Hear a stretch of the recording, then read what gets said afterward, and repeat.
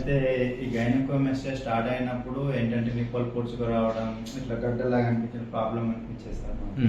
Confidence ఉండదు.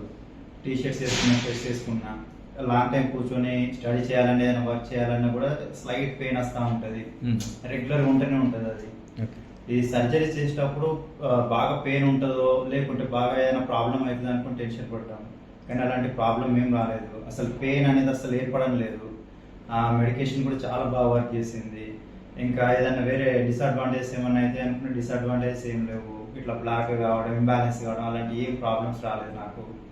చాలా హ్యాపీగా ఉంది. ఇప్పుడైతే అన్ని పర్ఫెక్ట్గా ప్రాపర్గా ఉంది. ఒక మంచి కాన్ఫిడెంట్ బిల్డ్ చేసుకున్నాను. Okay, very good. ఇప్పటికి ఎంత టైం అయింది నీకు సర్జరీ? 1 మంత్ అయింది సార్. 1 మంత్ నుంచి అసలు చేసిన డే నుంచి నేను చాలా హ్యాపీగా ఫీల్ అయ్యాను. ఎందుకంటే ప్రాపర్గా అయిపోయింది జస్ట్ చేసిన డేనే. ఓకే, ప్రాబ్లం ఏం కనిపించలేదు. నెక్స్ట్ డే అది పట్టి తీసేసిన తర్వాత నుంచి కూడా ఏ ప్రాబ్లం కనిపించలేదు నాకు. Very good. 100% పర్ఫెక్ట్గా ఉంది. Okay, so confident.